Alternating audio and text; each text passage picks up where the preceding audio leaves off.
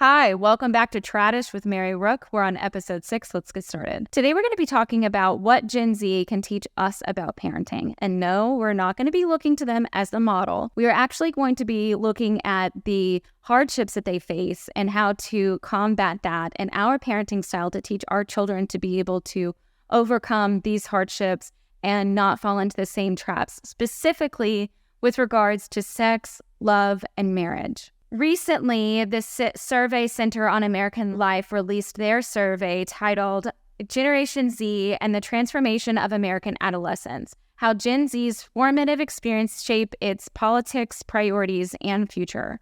The information provided showed the demographic breakdown between Gen Z and baby boomers. Here we have 4 generations in America. We have the baby boomers, Gen X, millennials, and Gen Z. And all of us are coming together at a time where it is very divisive and no one wants to get together. We just left the Me Too movement, and now we have kind of the rise of the red pill movement. But in both scenarios, we have, feminists who hate men and men who hate women. And so at some point, we have to be able to combat this because Gen Z is not doing okay. The survey found that more than 1 in 3 Generation Z adults identify as religiously unaffiliated. That's roughly twice as much as baby boomers identify. Further, Gen Z adults are about 5 times more likely than baby boomers to identify as LGBTQ. So we're talking about a generation that couldn't be farther from what their grandparents are. There's a breakdown in passing down our family traditions and our family values in our society, and we are going to have to stop that if we want to be able to continue this healthy relationship between the sexes. Our grandparents were able to have marriages that lasted 50, 60, 70 years until their deathbed. And here we are struggling to get people out of their first and second years of marriage, if not even just to get to the altar at all. Axios gleefully reported the other day that Gen Z has largely stopped using dating apps to the point where the stock prices for those dating apps have fallen. They were very excited, not excited, about Bumble losing 41%, share price in the past year.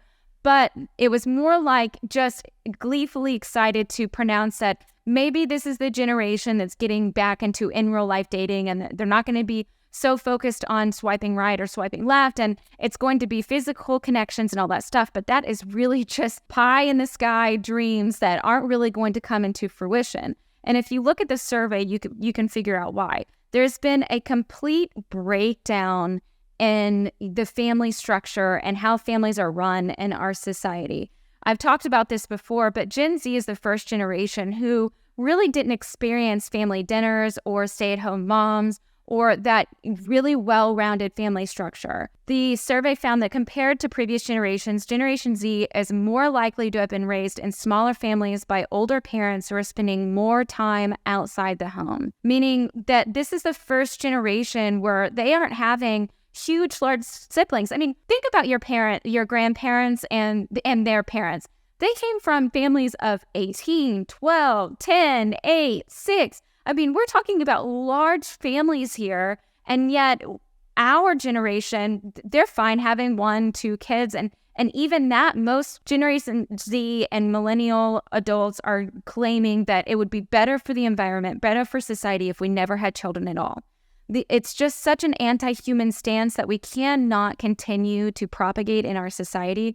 We have to denounce it. And its full terms. The census data showed that a 2-parent household, young adults in the Gen Z generation today are far more likely to have both parents working full-time. Personal choices and professional demands altered the structure of the family life in ways that profoundly reshaped young adults' formative experiences. The study said that in the past, they found that only 38% of Gen Z adults reported having meals with their family on a daily basis when they were growing up. In contrast, the survey found that 76% of baby boomers had this luxury. It very much is a luxury. Think about what parents are combating these days.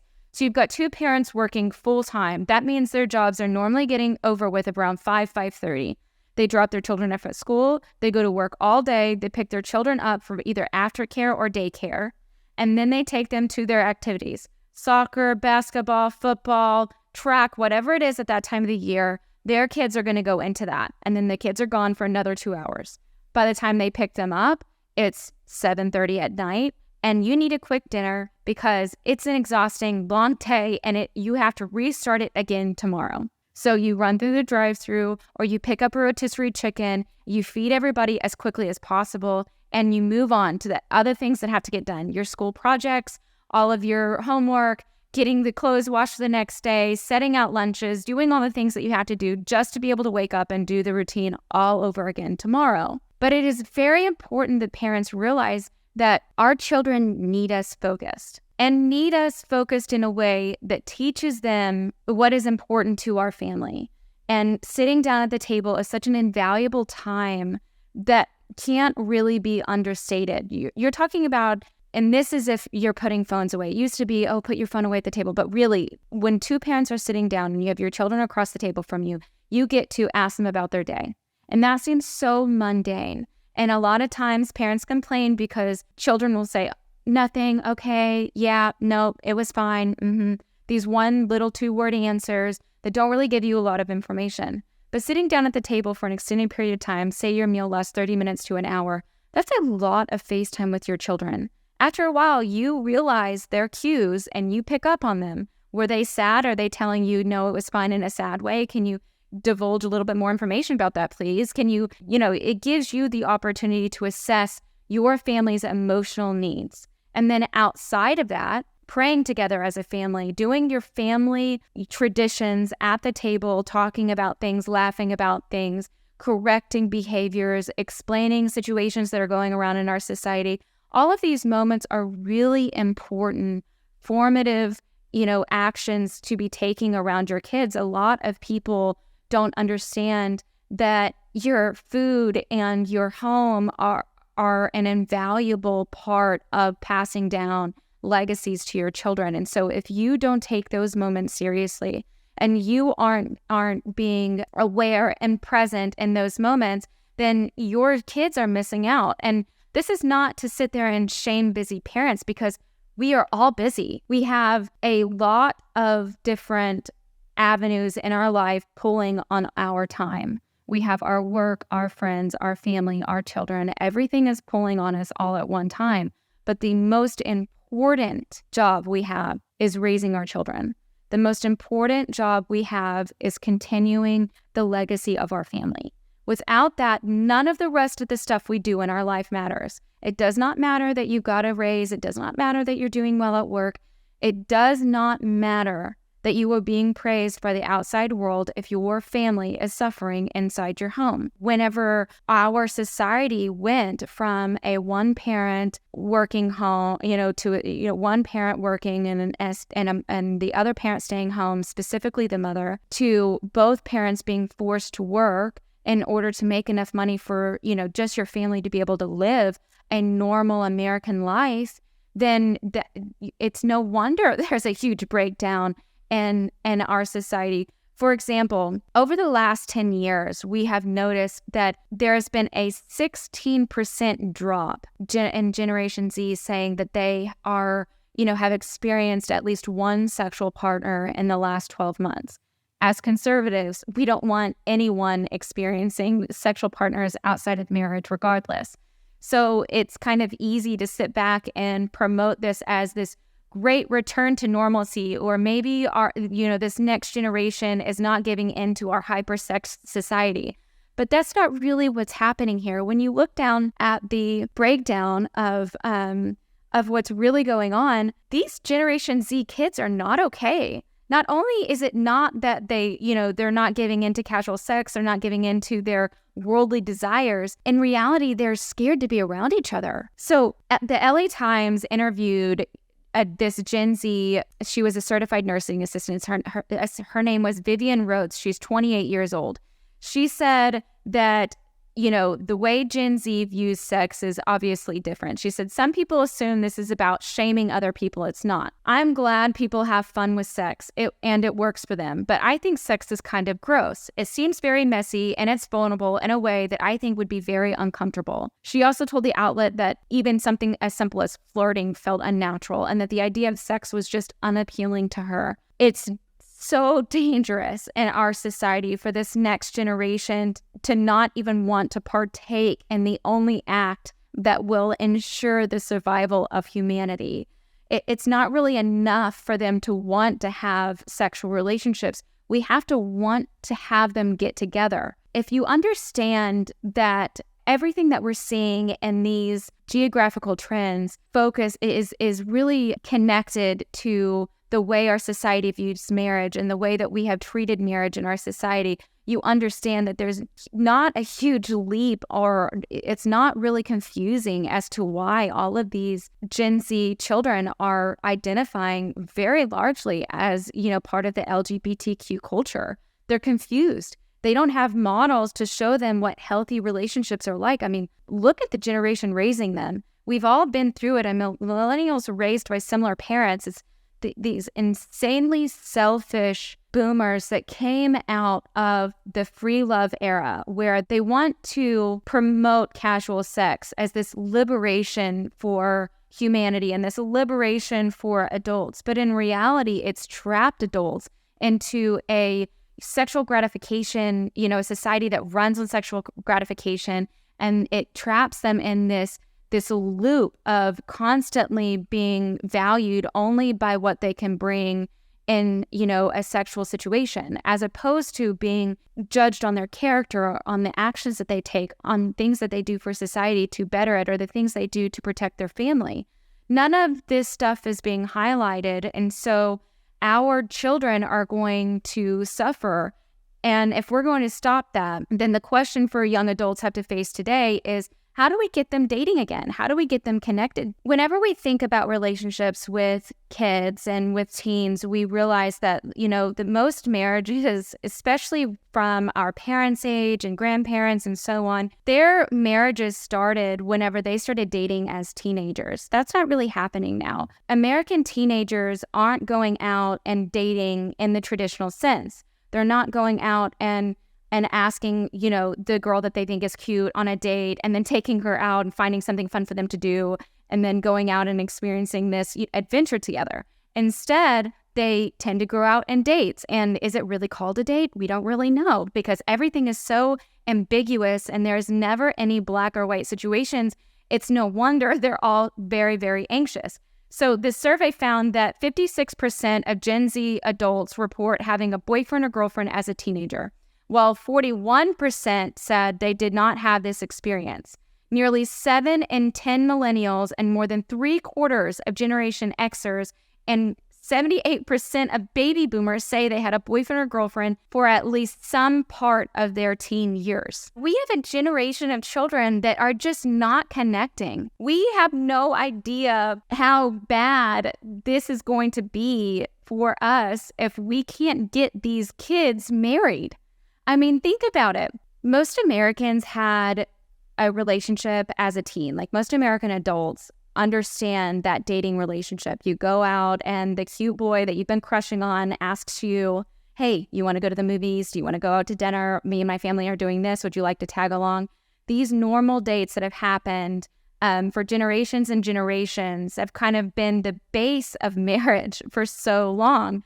You meet when you're young and dumb and your hormones are going crazy and you fall in love, and everyone around you just keeps encouraging you to make it work and figure out a way to grow up together and have these children and make a life together and all of these things. And that's really kind of the golden age of marriage in our society, was at a time when kids were really meeting each other young. But now that's just not happening. The survey found that 56% of Gen Z adults reported having a boyfriend or girlfriend as a teenager, 41% said they never had that experience.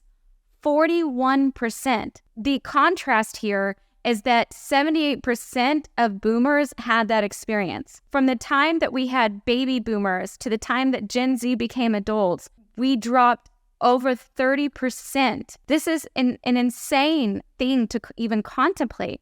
We're talking about children growing up not understanding how to connect with one another, not understanding how to look at peers and figure out, is this peer, do they match what I believe? Do they match my family values? Can we connect together? The best part about dating whenever you're a teenager is being able to experience your first love or heartbreak in the safety of your home with your parents around.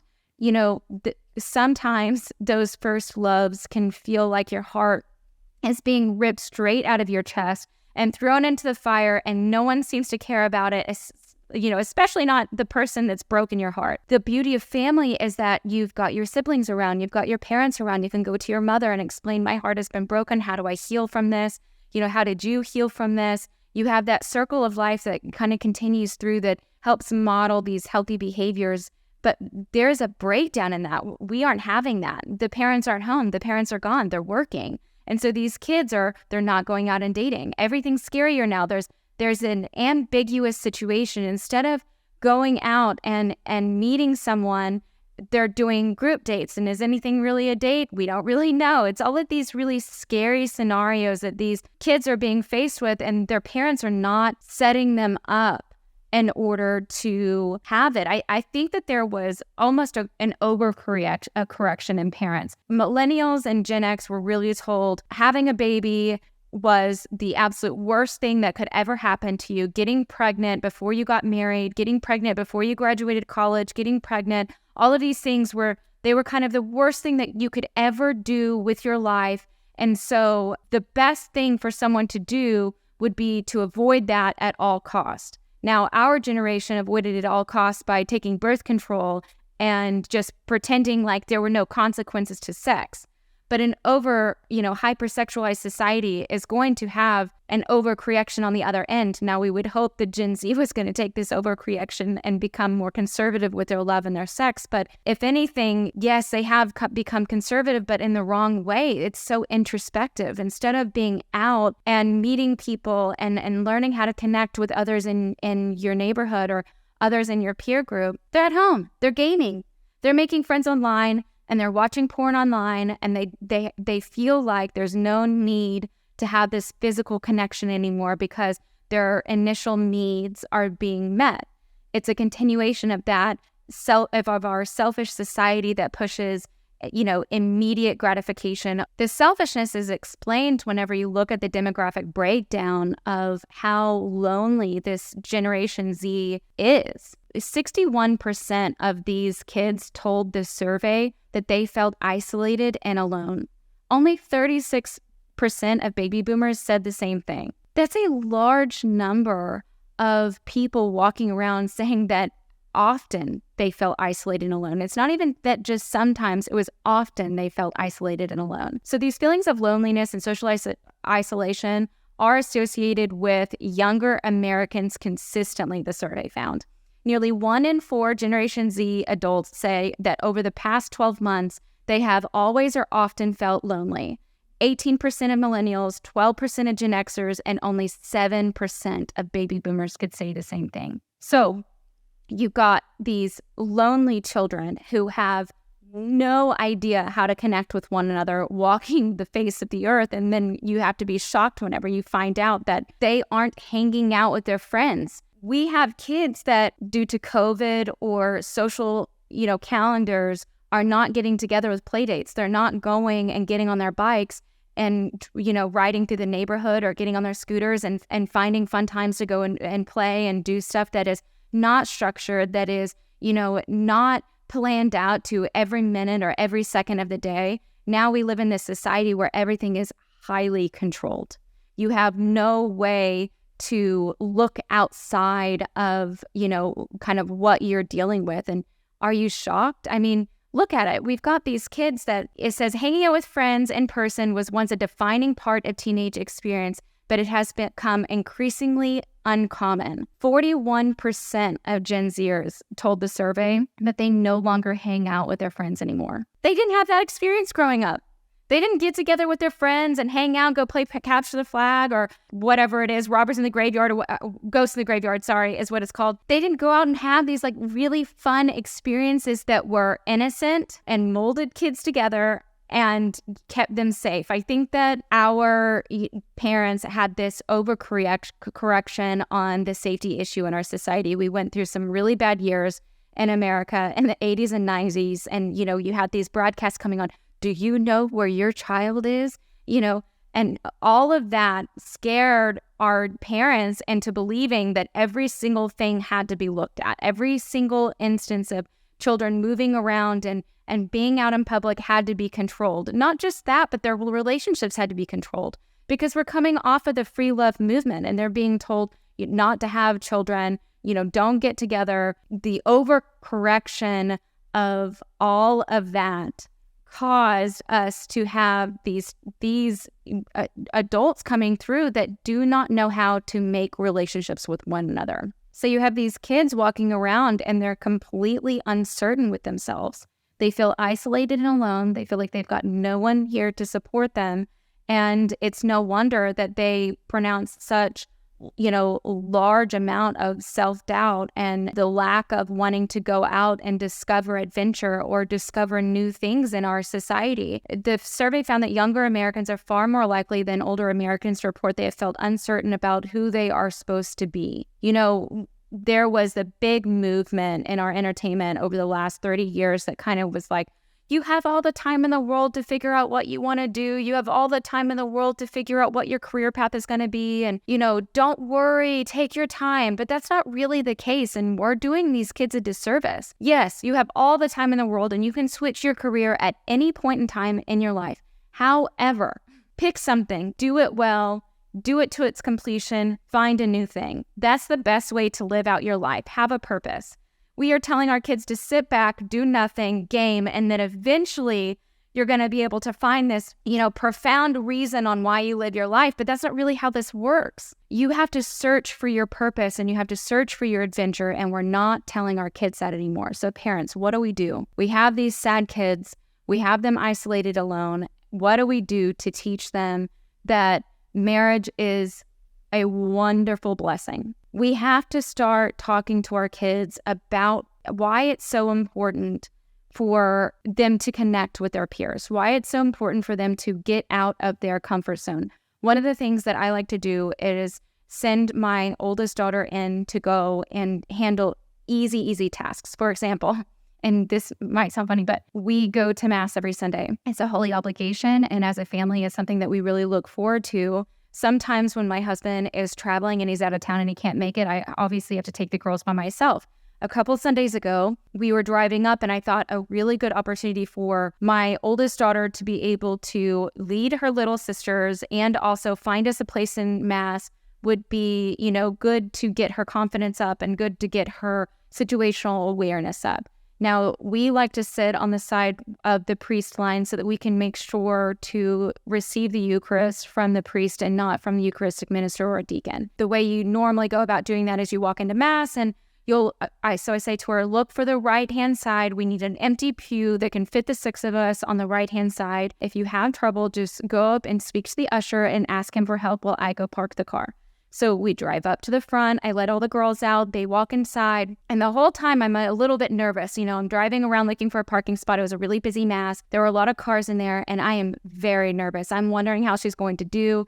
She gets very anxious when it comes to doing things like this, as all kids do. But I am trying to allow her the opportunity to learn how to be independent and the safety of her being able to fall back into my net. It really does her a disservice if I send her out into the world not knowing how to do these very easy skills. So anyways, I get into Mass and she looks at me and she's like, were you doing this to teach me a lesson?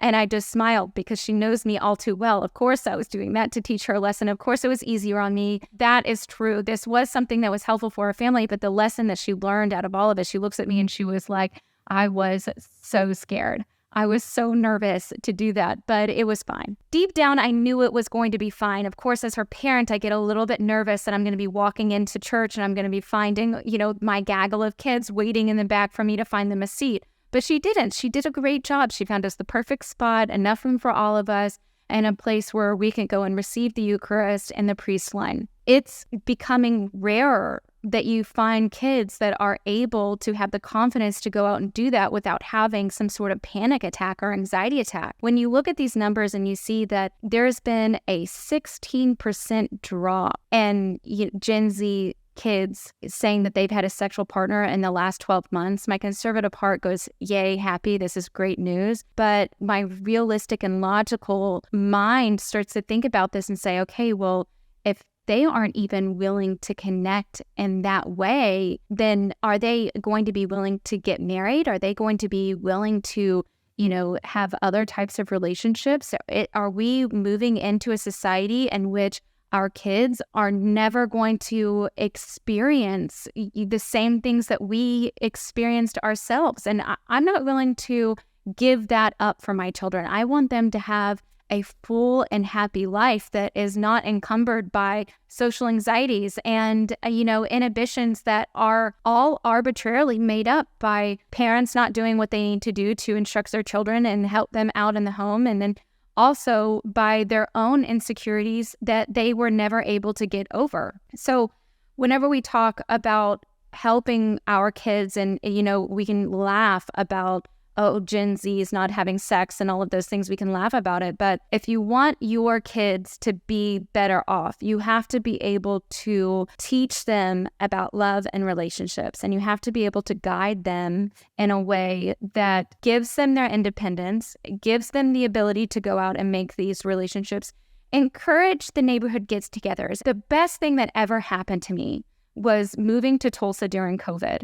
There were a group of mothers that got together that decided that they were not going to isolate. They were not going to keep their children away from their friends. And, getting together was going to be an important part of our, social lives. I could not be more thankful to those women than I am. They allowed me to have a place where my kids could be kids. They don't have the social anxieties that most of our children are faced with these days. They aren't worried about touching people or if they're going to be sick or is school going to be closed down, because we have this insulated life that protected us and allowed us to raise our children in a way that was going to be able to break away from the societal chains that we've got going on right now. Parents that didn't have that are waking up and realizing that their kids were fundamentally hurt by the isolation and all of the disconnectedness that happened during that time. And we've got a generation of adults that are showing us what happens when we leave that isolation unchecked. In order to stop this and in order to protect our society, we have a duty on ourselves to teach our children to connect, to go out, to talk to one another, to hang out with their peers, to be with one another and figure out, where they fit in their societal hierarchy and figure out how to better themselves and you really get what they want out of life. It's these adventures that they have when they're children and they're young and they're dumb and they have the, hubris to act like this. That is the stuff that builds society. That's the stuff that gives us these great monuments to human achievement. It's not being led around by the algorithm. It's certainly not being led around by celebrities. And until we capture our children's imagination in this way, it's just ripe for destruction and disconnectedness. Okay, now we're going to be switching gears a little bit, and we're going to go into another rendition of It's All Trans to Me. Excuse me, it's ma'am. It is ma'am. Okay, so in this moment, we're going to be talking about an endometriosis charity out of the UK who has done the unthinkable. I mean, we're actually seeing this a lot lately, so it's kind of comical, but endometriosis is a disease that affects only women. You have to have female reproductive organs in order to experience the pain that comes from this disease. This charity has decided that instead of having a woman who's either experienced this in her lifetime or has have loved ones that has experienced this in her lifetime, instead they're going to hire a man, but not just any man, a transgender man, one in a dress and a wig that goes by the name of Steph. You can't even make this up. It's not like they're hiring the guy because he's going to be able to do a better job running the organization. He's great at clerical work, or he's great at getting in donations, or he has an eye for charitable organizations and how they're run. None of that is the reason why. They've got a trans man running there because guess what? They're out, they're proud, and they're loud. Let's go ahead and do it. This is just the most insane part of our culture, that you're going to have a man who pretends to be a woman. Like, even in his bio on Twitter, you can see that he doesn't identify himself as transgender. He identifies himself as a feminist, which is just hilarious because he's coming in and taking a woman's spot, and any real true feminist is angry at the possibility of this guy taking over. So cheers to Steph, I guess. Enjoy your new time in the sun, man, because at some point women are going to kick you out of their organizations. The next thing that we're going to be talking about is a woman who thinks that she's a man. So she was on her TikTok or Instagram or something, and she was doing this video live. And she was getting upset because of this comment. This woman says, "As a family physician, I won't start down that trail. I will say, however, if I had to treat you for anything, it would be as a female or I could harm." The lady obviously gets really mad because she is transitioning from female to man, even though she has not even made the leaps that Steph made. At least Steph put a dress and a wig on. This woman is in a bright yellow shirt. She has her hair dyed red. It's long, and then it's like kind of combed over and long. And she's clearly still very much female, still very much sounds like a female. But she starts going in on the fact that, oh, this is so harmful, and I'm going to report you to the medical board because, as a woman or as a man, she says, I've been on T for almost a year. First of all, it doesn't even sound like she's been on T for a couple weeks. Her voice is very much still very feminine. And she said she's had surgeries, and because she's been on T for a year, her anatomy is not even female in the same way that Barbara's anatomy is still female. What? The inside of your body does not change just because you go on testosterone. Yes, it changes some physical features. It adds hair where it doesn't need to be. It changes your vocal tone. It causes a bunch of infertility and all of these irreversible damages. Yes, it absolutely does that. But at no point in time does injecting testosterone into your body change whether or not you are a female or a male. That just doesn't happen. And whatever doctors are telling this trans woman this need to have their actual medical license taken away, because in what reality is she going to tell this doctor that she's got biology wrong? This is just the most insane thing. So anyways, I guess cheers to her. What's her name? Prince Caden. Of course her name is Prince Caden. So cheers to Prince Caden. Enjoy your transitioning period in which you become infertile, chop your breasts off, lose your hair, get pimples, and lower your voice register. I'm hopeful that it brings you happiness and fulfillment. But in reality, Barbara's right. No matter how much testosterone you'll take, you'll never be a man. All right, last thing we're going to focus on today is a teacher out of Oak Forest Elementary in Houston. She claims it's one of the fourth largest school districts. She was on a education retreat, and she's hanging out with all these other teachers. She stops by the swag table, and guess what she finds? A beautiful little Pride lanyard with all the different Pride affiliations on it, trans, BIPOC, everything you've got going on these, inclusivity flags. She's got it on there. And this is what she says. She says, I am so excited to wear this into the classroom because how much, I would have felt so much better if I could have seen someone wearing this and I would have known I wasn't alone. Maybe I would have found myself sooner. Maybe I would have been able, as an LGBTQ plus teacher, we get called all these mean names on the internet. Maybe I'm going to be able to help these students in real life. Dragging kids down into your mental illness is not going to help them live a fulfilled life. And the lies that you believed that, led you down that path are causing you misery and pain, and you can see it all over her face. I mean, sure, enjoy your Pride lanyard because we're coming for it. And this is happening in Texas. By the way, you cannot rest on the fact that you live in a conservative area. That's the reality. That's what these videos show you. You can't rest. Your kids have to be protected. And these types of teachers are in every single school system, whether private or public. They are there and they are waiting to capture your vulnerable children, and you have to be able to stop it. Well, we couldn't leave this episode without talking about a real tragedy that has happened in the UK. There was a little baby by the name of Indi Gregory who was being held captive by the medical system there in the UK. And now this is obviously off topic when it comes to parenting, love and relationships and marriage, but very much when it comes to protecting our children.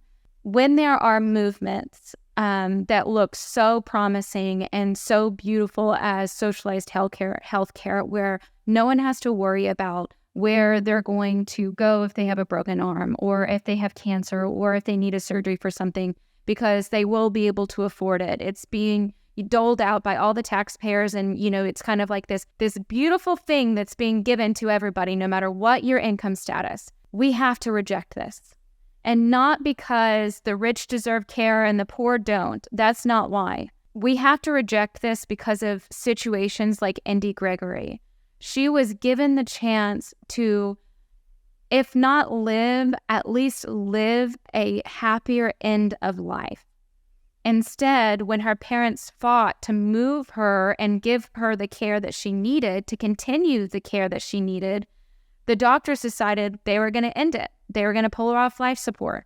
When they went to the court system to argue that they had the parental right to be able to continue care for their child, the UK system said, as a matter of fact, you don't. Our socialized healthcare is set up in a way where doctors have the unilateral decision on whether or not your child, your grandmother, your parents, anyone deserves care. So the Italian government really stepped up and offered to pay for the flight out to Italy. They gave the child Italian citizenship, and the Vatican hospital offered to pay completely for her care and for her end of, including her hospice care. Instead of accepting this gift that was given to them, the UK government denied it. They said absolutely not. And today, it was announced that Indi died so she succumbed to being taken off life support.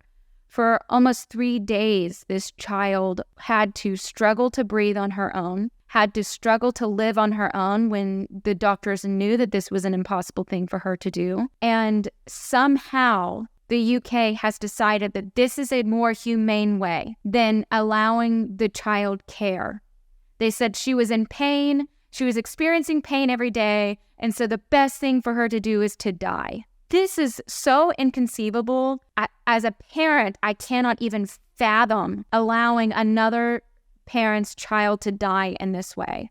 But to have 4 judges rule on this and decide that the parents do not have the authority, and this isn't even the first time. This is something the UK government has done countless times. It feels like at least once a year we get a tragic case where these kids are being forced to die in painful and excruciating ways because the UK government just doesn't want to have to take care of them anymore. The sad reality is, if the Italian care that she was given ended up prolonging her life in a real measurable way, if she ended up living from the care, what does that say about the UK government? I mean, is this so harsh to even think that this is what was taken in account and such a callous move?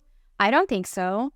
I think the UK government really has to come and have a conversation with itself and, the people, and decide, is this really what we want?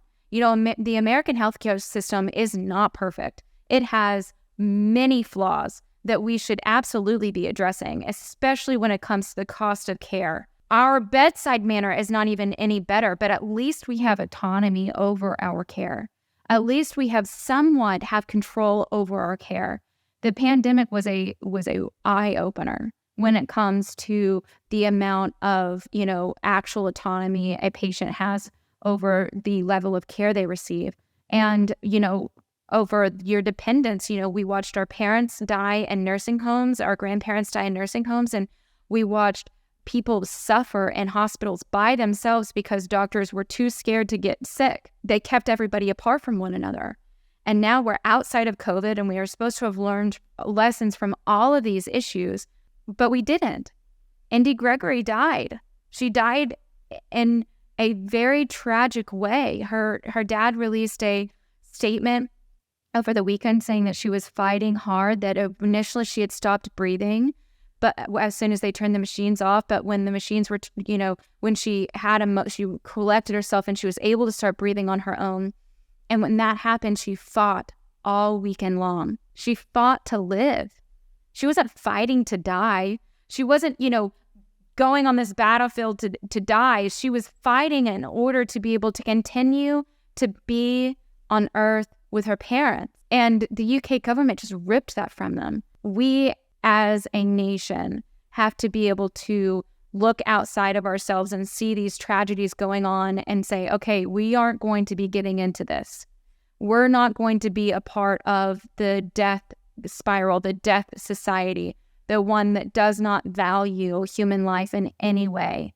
And, this tragic situation is a reminder to parents that we give the government an allowance of, how much authority they're allowed to strip from us. The government doesn't get to give or take our authority over our children away from us.